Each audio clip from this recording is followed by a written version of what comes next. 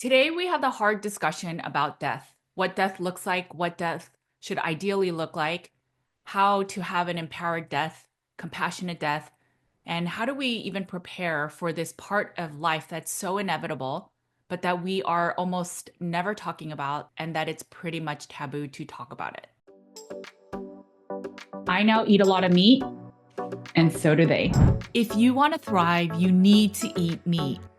Meat is required. Hey guys, my name is Judy Cho and I'm board certified in holistic nutrition. And I have a private functional medicine practice where we focus on root cause healing, and that often starts with the Carnivore Cures all meat elimination diet. Today, I have the pleasure of sitting down with Omni Kitts Ferrara. She is a doula and she serves both the birth side as well as the end of life side. And she's a nurse. Omni and I talk a lot about the nuances of preparing for death and what an end of stage part of life or nearing death should look like, what it is to give dignity in that time, how to prepare for it, and how to empower both the person dying and as well as the loved ones and in that community and circle. Death isn't easy. And I think as I was talking with Omni, it's really the part of loss, the part of change that makes it so difficult, but it is inevitable. And so if we can face the music and understand that it's just a part of life, and if we can understand that process a little bit more, I think it will do better for everyone that's involved when a person dies. Let's get right into this interview. Hi, Omni. Thank you so much for joining me today. I'm really excited to learn a lot more about getting ready for the afterlife, death, and the whole process. But before we get started, if you can introduce yourself for the people that are listening and watching. Yeah, sure. Well, thank you for having me. My name is Omni Kitts Ferrara, and I am the Director of Education with INELDA. INELDA is the International End of Life Doula Association. And then also personally, I am a birth doula. I was a birth doula first. I am an end of life doula, and I am a nurse who has specialty in both birth and death. So that's a little bit about me. Why do you think it is that we don't talk a lot about the end of life care? I didn't even know there was a death doula. I only knew of the birth doula. If you could Yeah. share a little bit about why you think we don't talk about it as much. I think it's very interesting that we're always considering what's the finances, how are we going to take care of people with the economics, but we never talk about how do you experience loss and then what do you do when that person is no longer around? Yeah, it's a great question. I was thinking a lot about, in one of the questions you sort of sent me ahead of time, you were asking like, why don't we talk about it? And you just asked that again. And I sort of was getting to the space of, we're sort of taught or conditioned to fear the things that we don't know. And I think death is one of these things where we just don't know what happens after, but it's not held in the same conversation. It gets a bad rap. There's a great quote from Mark Twain, and he says something like this. He says, I don't fear death because I was dead for billions of years before I got here, and I have, no harm from that. And I always giggle because when we talk about death, there's a lot of fear that comes up. People often have even cultural belief systems around it. Like if I talk about death, it will bring it closer to me. And so there's many different reasons I think we avoid the topic, but I would also say it is a historical perspective. Before the time that we know now, where we have medical interventions, ambulances, hospitals, antibiotics, death was very much a part of our lives. So even just 150 years ago, we all cared for our dead. We cared for our sick. We were very used to this being a part of our life. And I think a bit of it just is how we are alive now in the world. And, the different social and cultural belief systems and understandings around it that we fear it because we think we might be able to stop it. We've yet to figure that out. And so I think there's just a lot of learned fear around it that keeps us from having great conversations that prepare us for that transition, prepare us for that next change. We don't know exactly what happens. And I think we can really reframe it and create a lot of curiosity and meaningful conversation.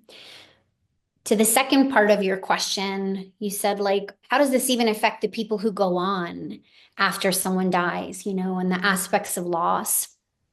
One interesting thing that we see, because we train doulas at INELDA and because I am a doula myself, and have worked with families, interestingly enough, when you do the work ahead of time, or even whenever you kind of get to the arrival of that, right? But when you do it, it's a funny thing. When you consider your own mortality, when you do some of these things that maybe feel lingering in your life, it reflexively gives you back a certain vitality and life. And so we see a lot of people who do mortality consideration or death planning ahead of time, the families actually have less to grieve. A perfect example of this is if you know what your loved one wants at end of life when they can't talk, the caregiver who is responsible to make those decisions on your behalf does not have to guess.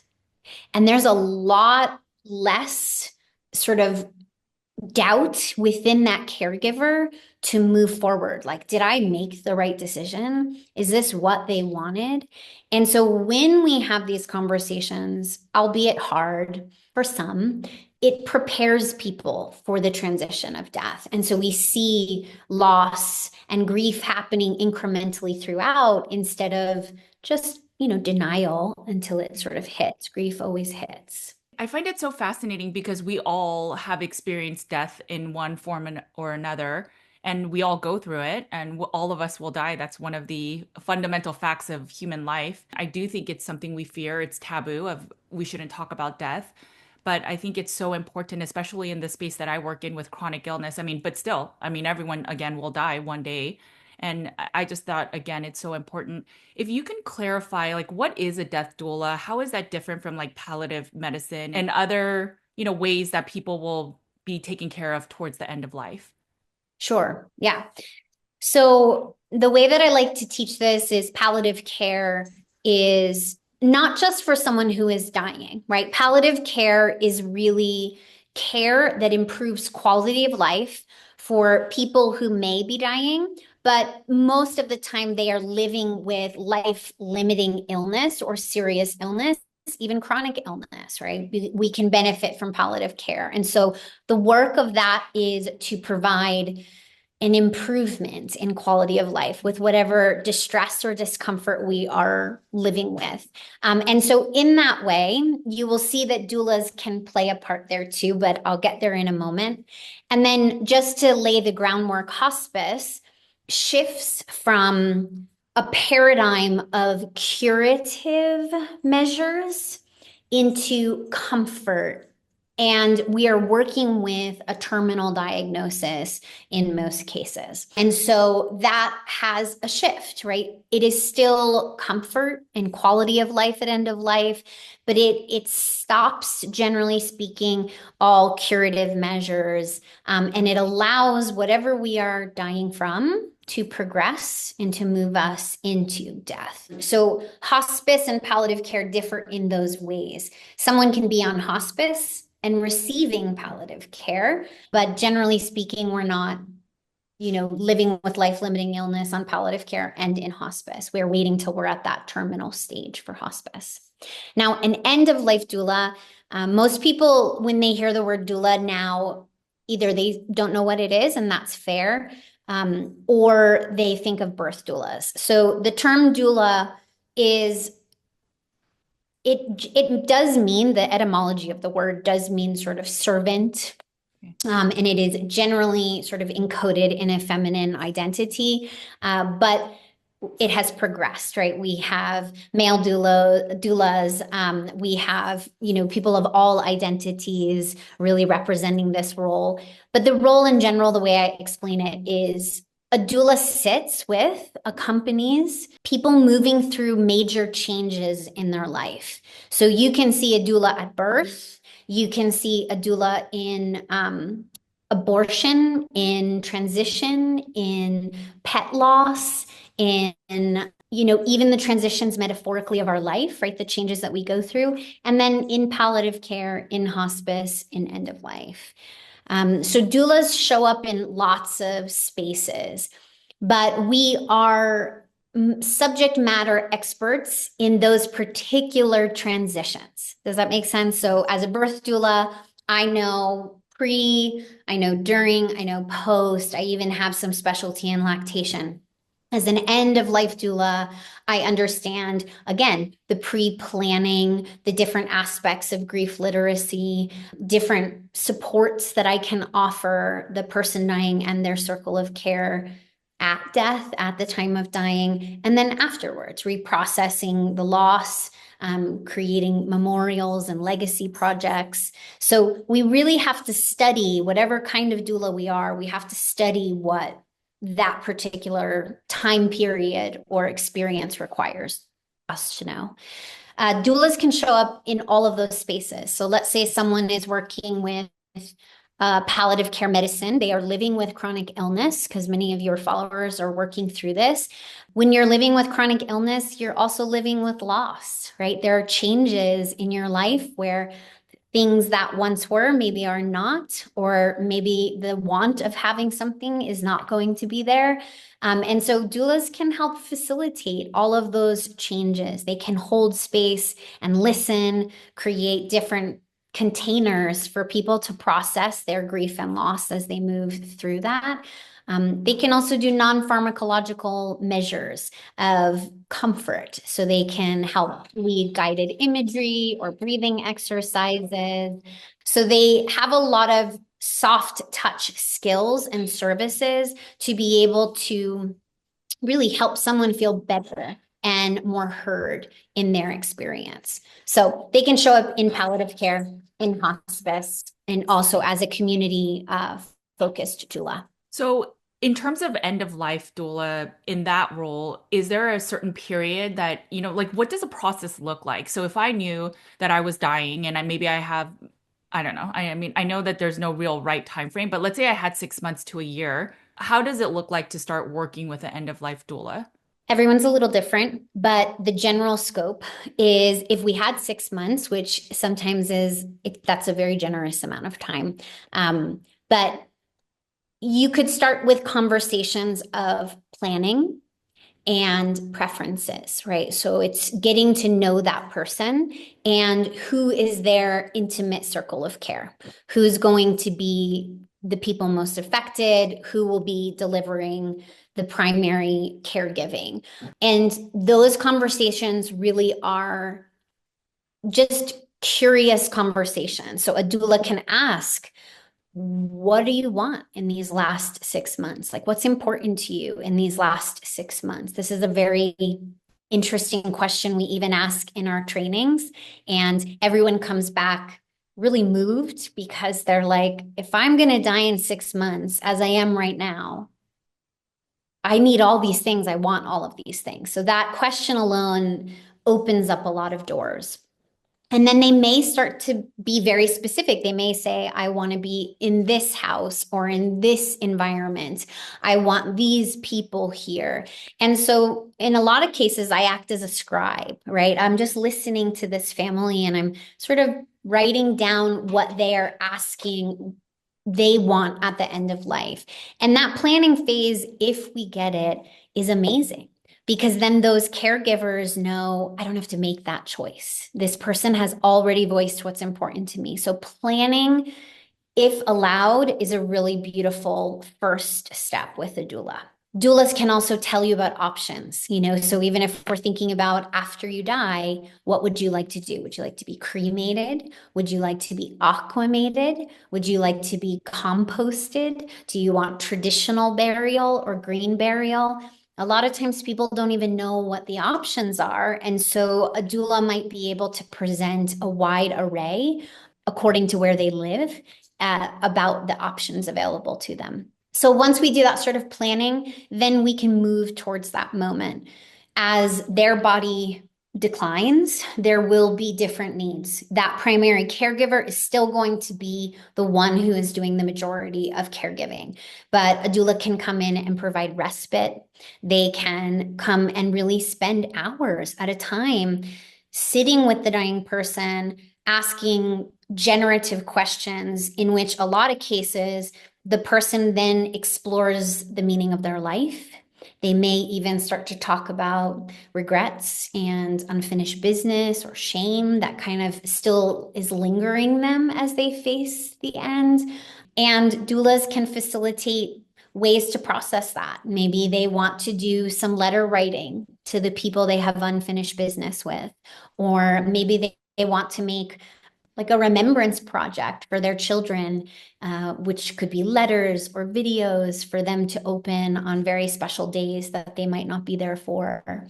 And so that exploring meaning is the next sort of big phase that we move through with them. And then we work really hard to support the families in their own self-determination. And family for us, we call it circle of care because it's not always blood family. It's the family they choose. It's the people they choose.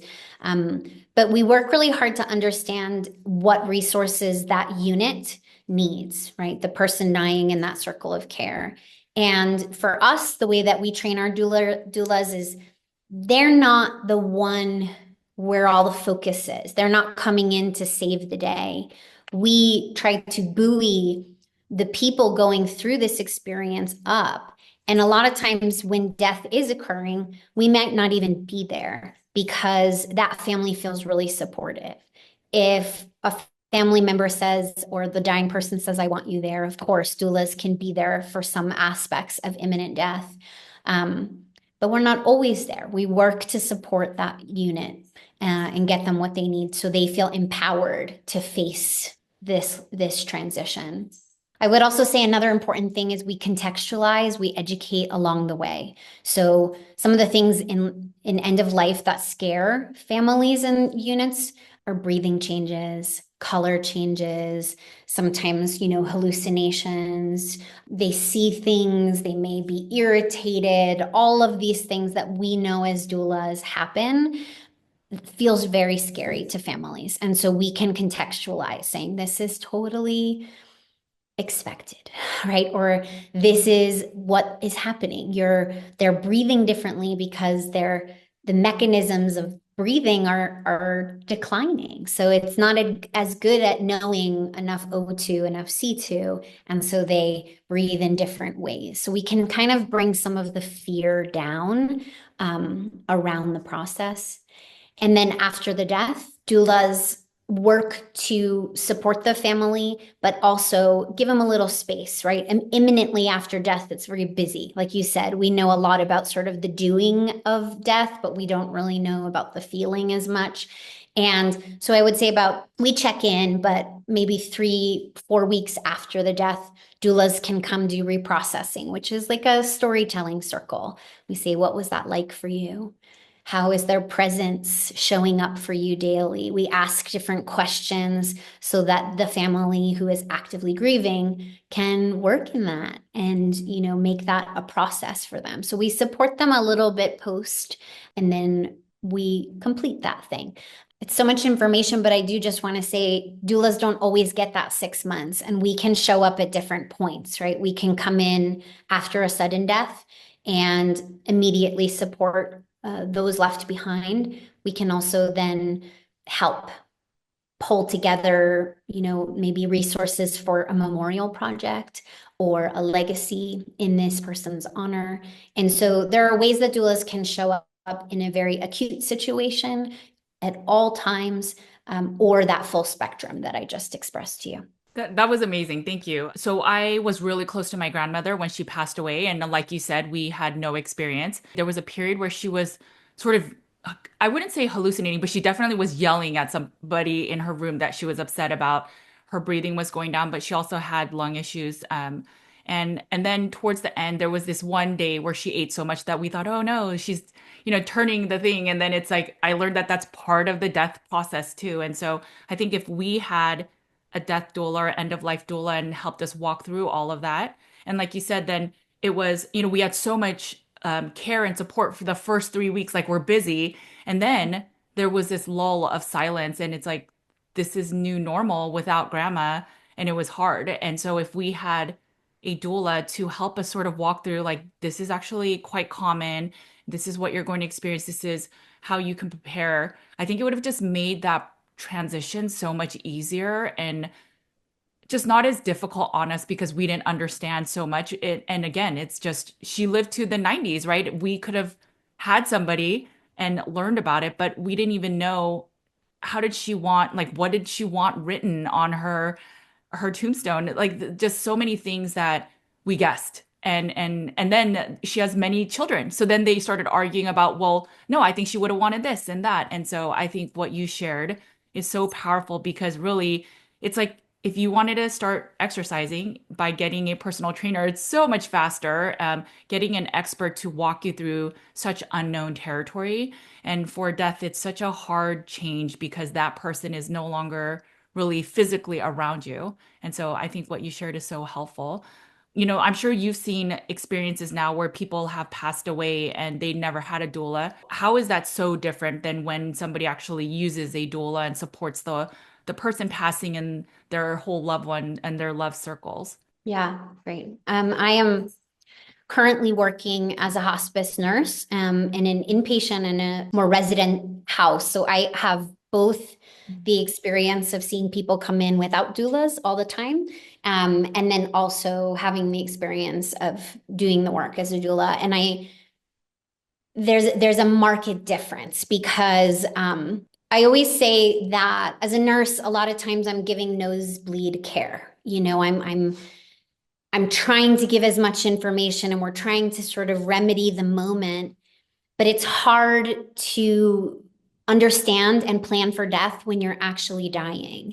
And so that's why the work of having a doula, and you can literally have a doula when you are well and healthy. You could be 25, it doesn't matter. You can have these conversations now because you change, right? And we don't know when we're going to die. So it's great to have these conversations ahead of time because just like you said with the story of your grandmother is like, then there's a little more dissonance. The children were fighting, trying to decide what works here, what works there. And that's what I see. I see a lot of missed conversations along the way, and then we're making more reactive decisions. The families have to make more reactive decisions because they don't even fully have time to process all the possibilities. They just go, that's too much.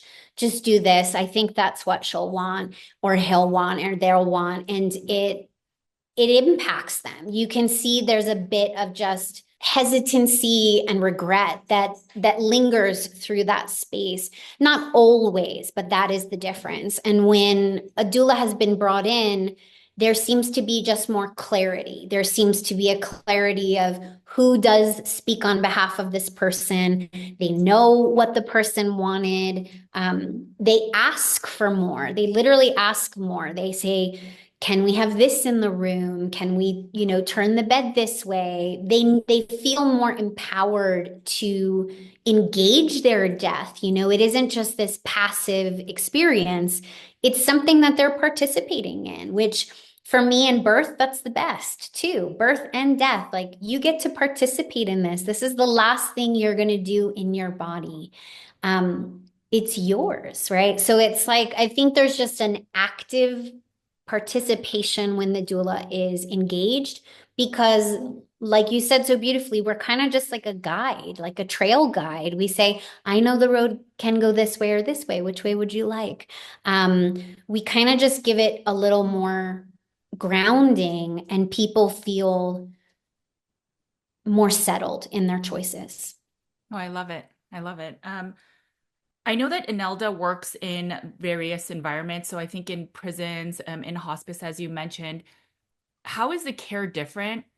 And what does that even look like? Well, in particular scenarios, like in prison settings, what INELDA has done is has created really a peer doula training because it is not likely that community-based doulas are going to get access to be in the prisons. And so you have to use people already matriculated within the system. And what we find and what we have found is that peer doula trainings work really well there, because if somebody's dying in prison, one thing that always has stuck with me learning about this is just like, sometimes they're dying, but they're still handcuffed to a hospital bed. So just kind of imagine that's a totally different circumstance, and your autonomy is already completely limited. And so to have one of your peers, one of your friends even sit with you and know how to sit with you as you're dying, it creates a bit more support in that situation. So that is more of like a peer support doula model. When it comes to working with people who experiencing homelessness or living with unstable housing, we have just done a huge training in Pittsburgh. We were given a grant by the McAlaughton Foundation to create a doula training for direct providers, those that work with unhoused. And it was so inspiring to just know that all of these direct care providers, they are learning how doulas approach anyone, right? It doesn't matter where we're coming from in humanity. Dying is an experience that is an equalizer for all of us. And so there are specific things to each population and their needs, but there is still this deep underlying current of just like, we're human and we will die, and we face this together. And so a lot of things that we do as a doula, we provided to these direct care providers, and then they are taking the doula attitude into the work that they're doing. So they might even stop trying to do some of the work that they do sometimes. Like, let me give you a hard example. Even as a nurse, I have duties, right? I have to go and give you medication and do a full assessment, and I have to communicate to my team.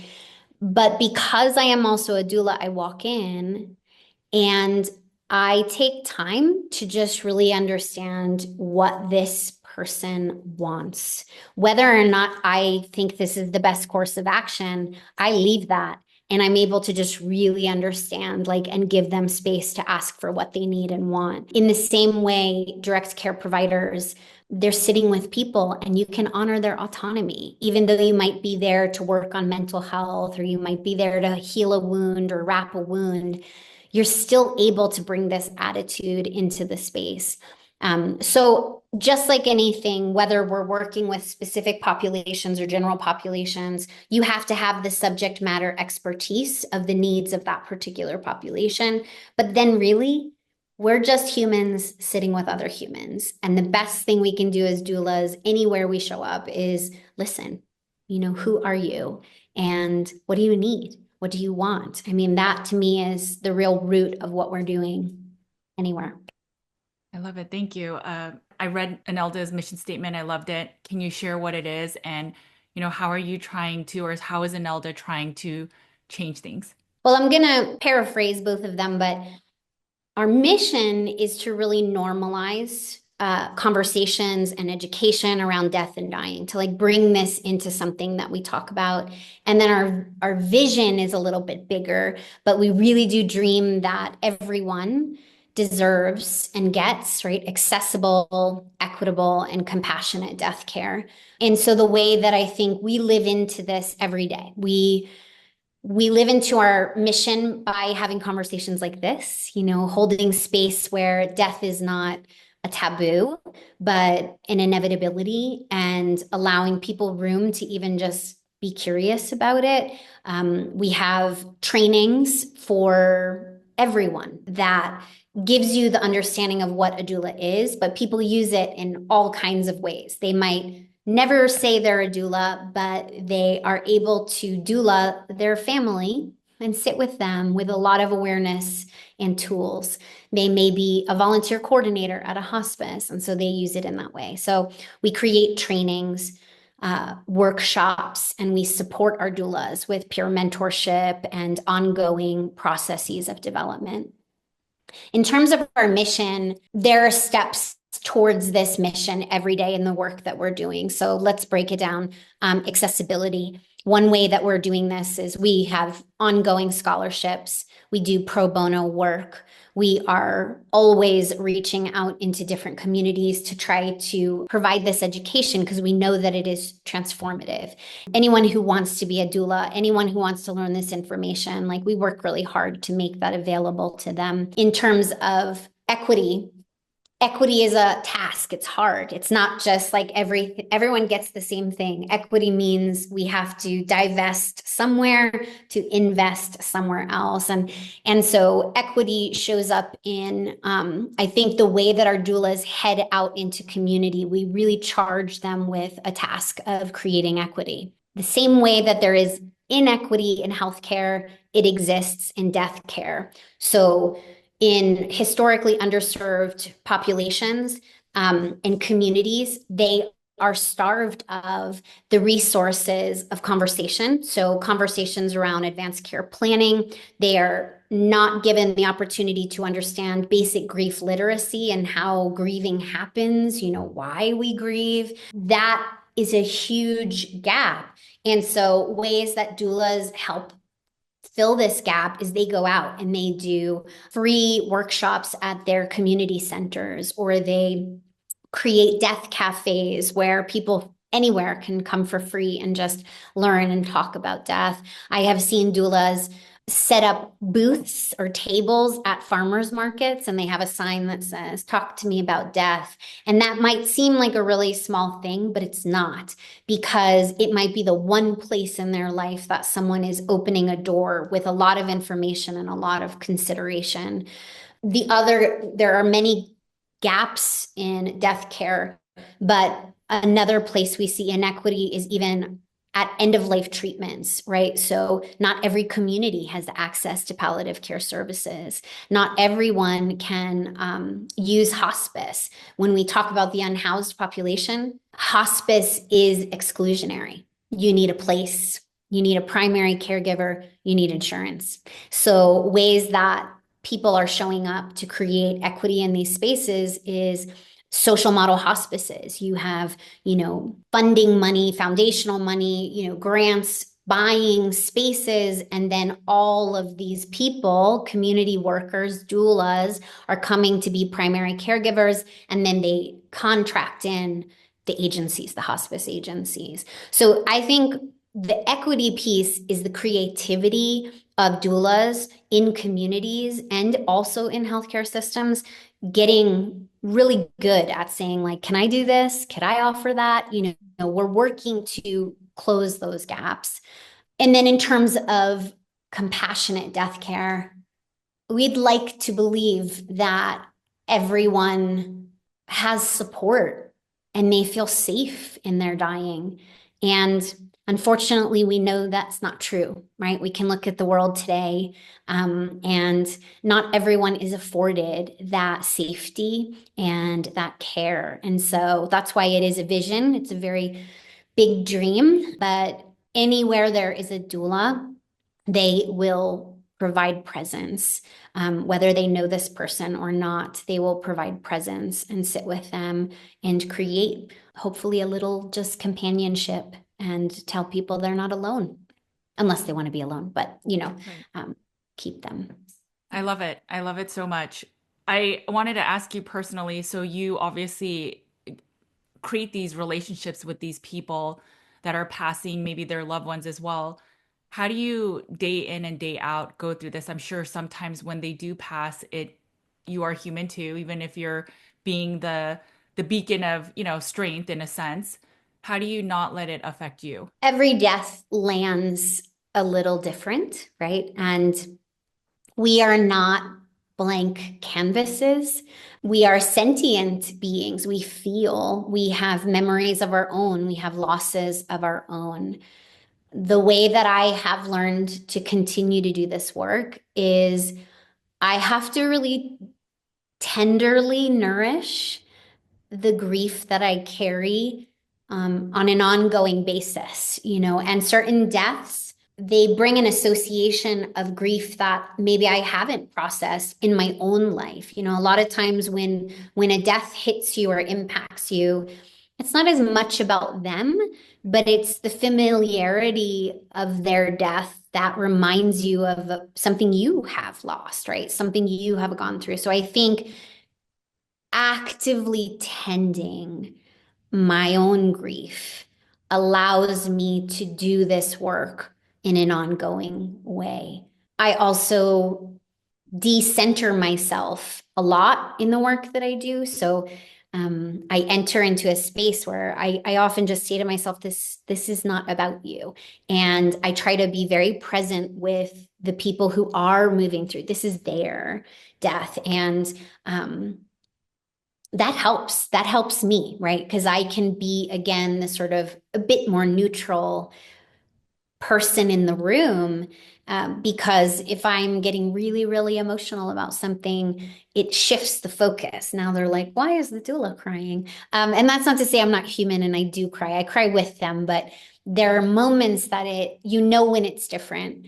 A story that I have been telling is I have three daughters, and my third daughter, when she was 2 months old, she was in the hospital for RSV in the PICU. She was very much on the cusp of living and dying.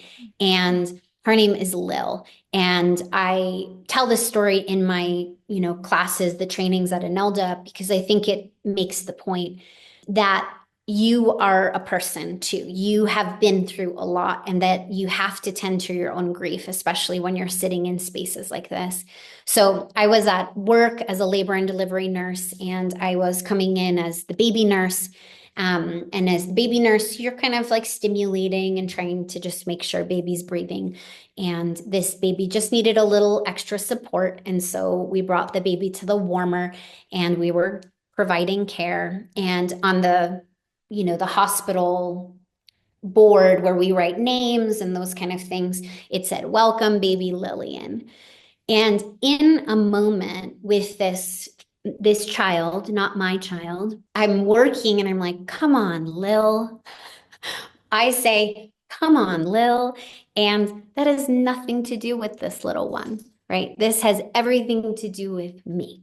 And so I kind of pinned that and continued to do it. And baby's good. And baby goes to mom. And I left that room and I went home and I was like, okay, time to grieve again about that possible loss that didn't happen, but really impacted me. And so I think that's how I continue to do this work, is I'm really trying to focus on the person. And then when things come up in me, I take care of it. Okay, so you're able to separate that, and it totally makes sense. Yeah. INELDA has trained over 8,000 doulas, and obviously you're continuing work. There's people that are passing now at their homes. Do you see this shift happening where people are looking at death differently? I hope so. Yes, it is happening. It is happening. I still think we're waiting for the real groundswell to happen. And I think the place that, more and more people come into INELDA. We have 500 people a month sign up for different discovery calls and, trainings, and the interest is there. And every time they come in, I ask the question, I say, "What brought you here? What is the thing that brought you here?" And we have people who come from all kinds of pathways. Like, I've just experienced a lot of tragic death in my life, and I just need to face this head on.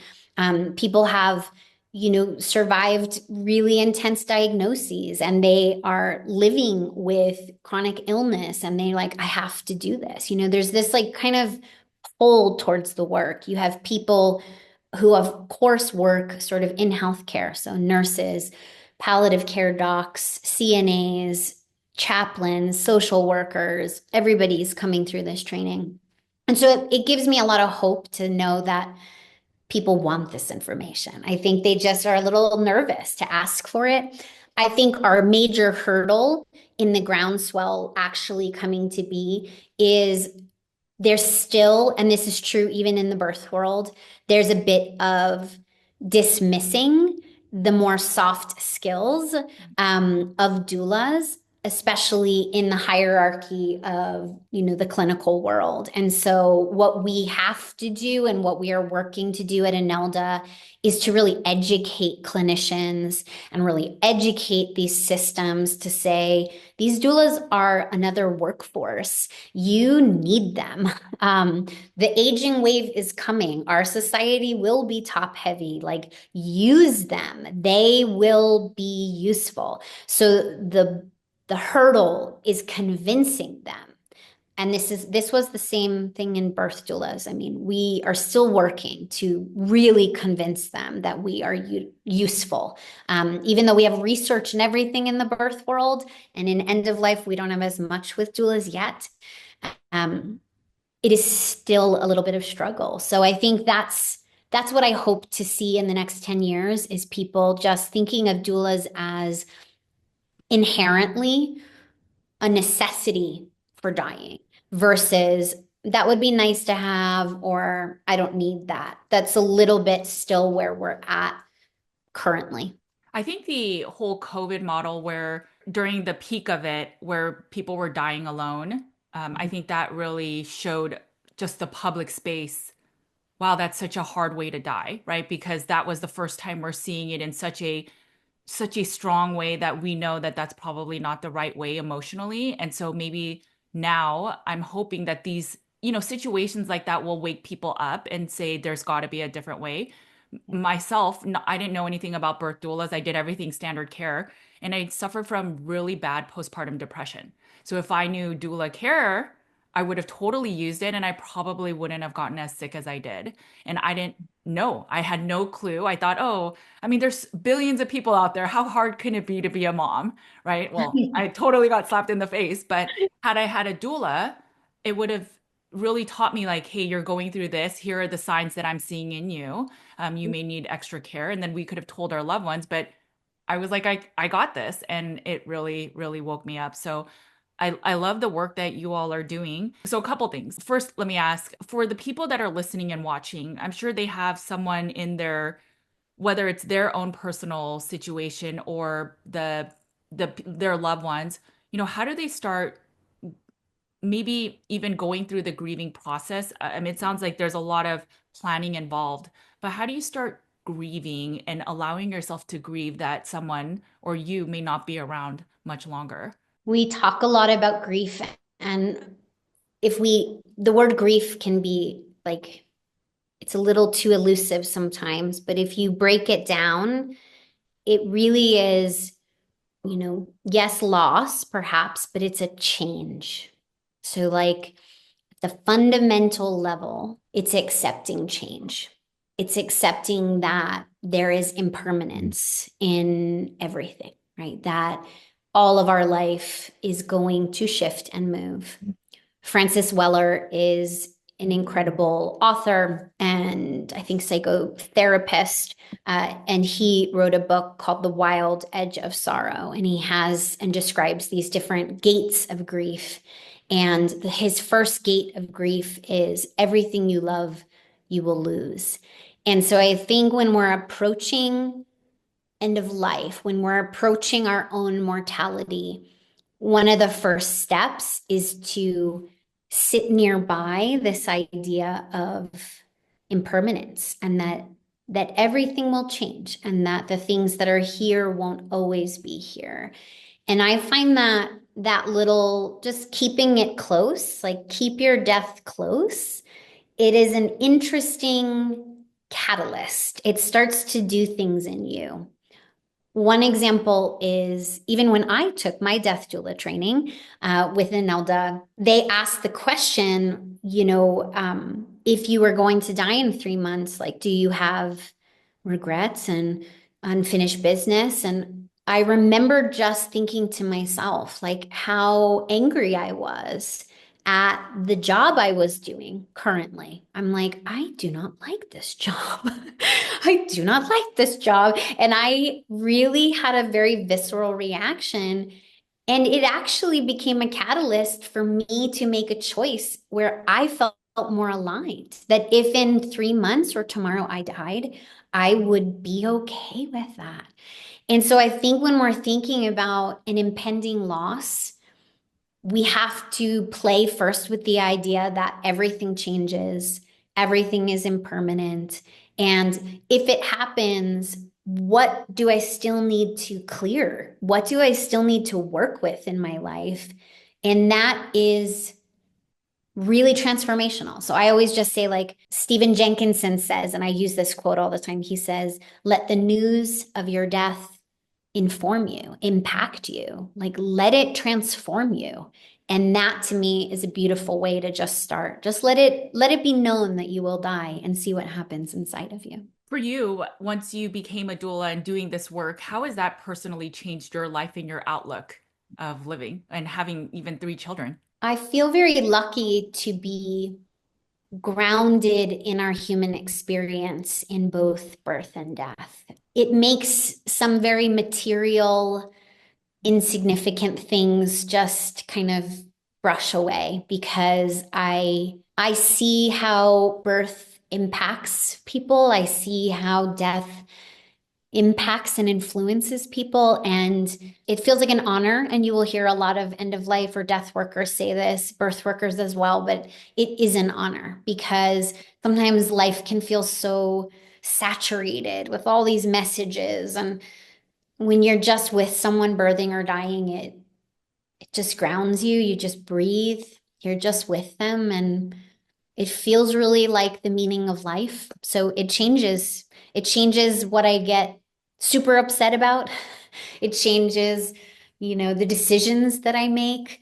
And in terms of my children and my partner, I don't go to sleep without saying the things that I need to say. I try not to ever miss the moments. I try to be really present with them because I don't know when I'm going to die, right? So that news of my death keeps me as present as possible with the people that mean the most to me. Yeah, I love it.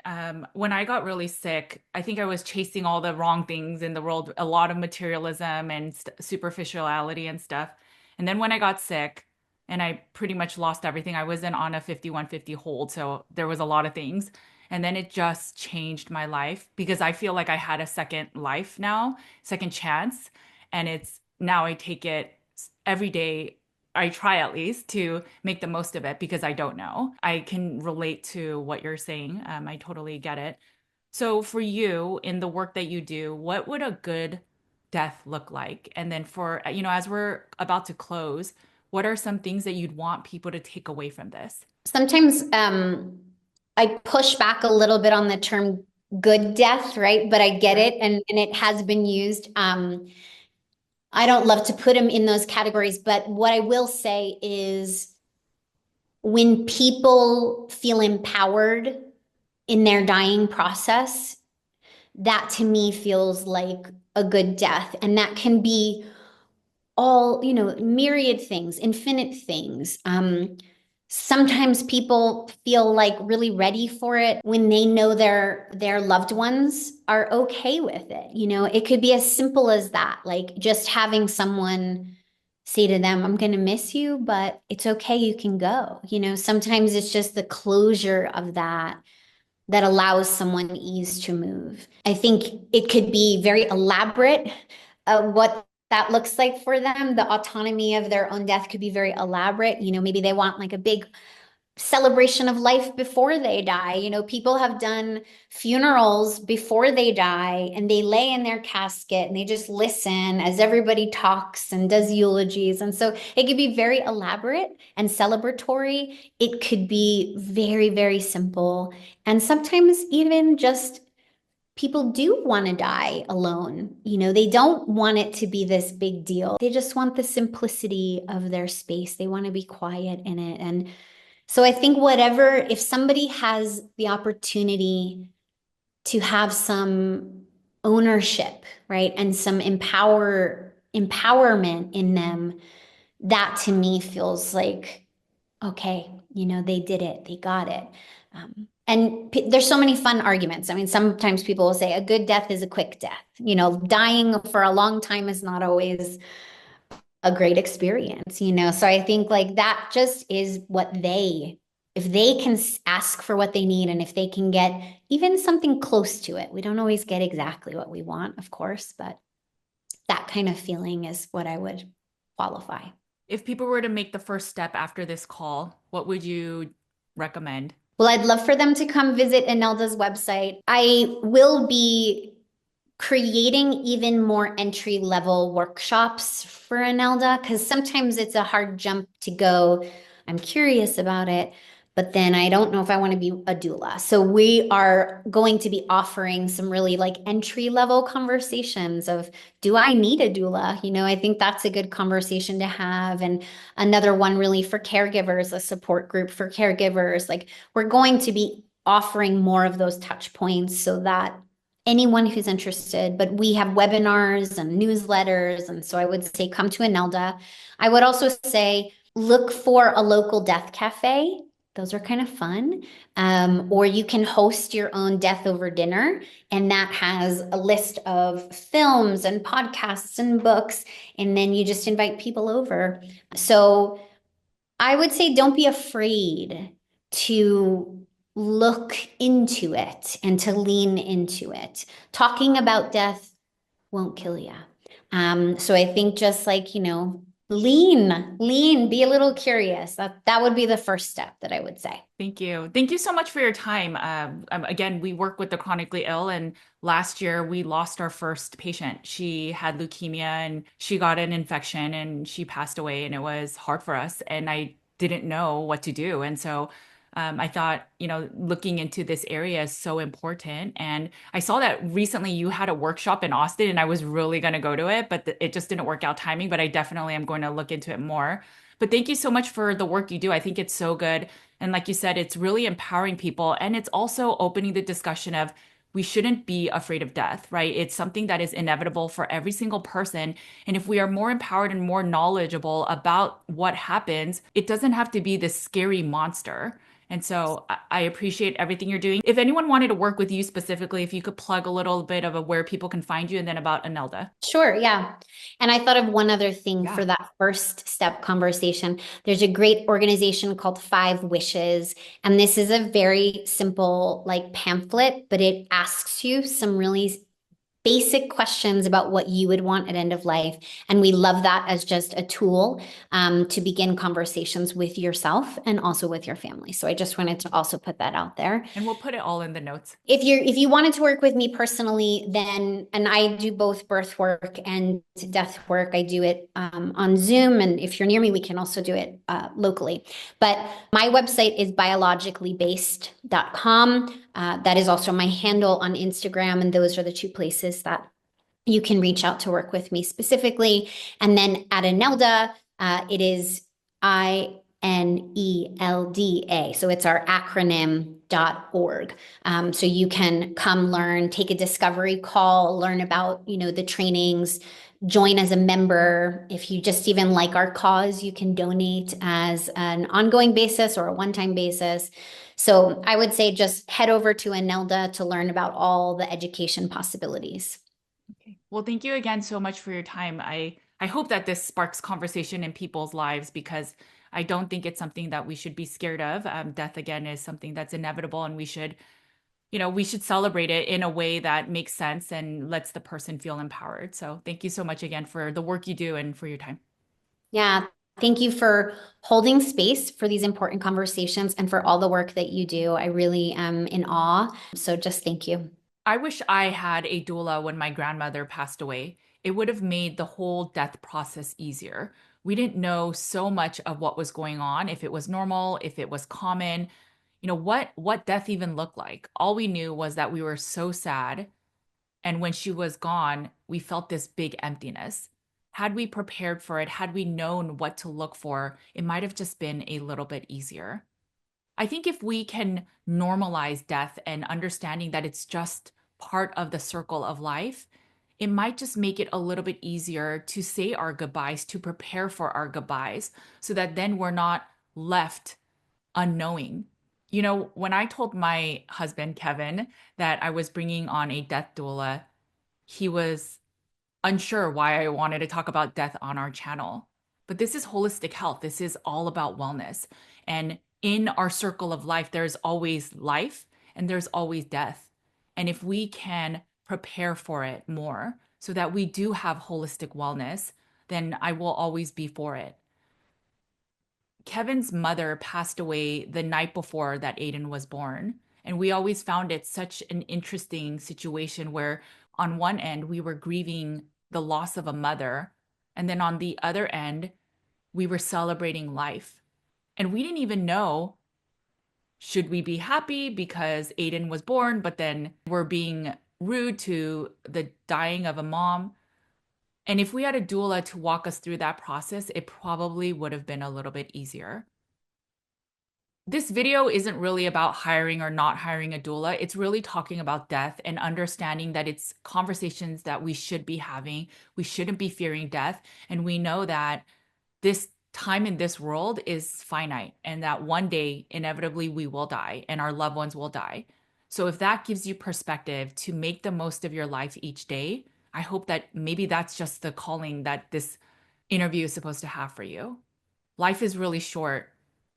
And when the day comes that we will die, I hope that we are the most prepared and that our hearts are the most at peace because we know everything's going to be taken care of. In our practice, we will always fight for life. But when the situation comes that it's time for end of life, we hope that you all will be a little bit better prepared. Okay, guys, make sure to eat a lot of meat. Take care of your bodies because it is the only place you have to live. I will talk to you later. Bye, guys.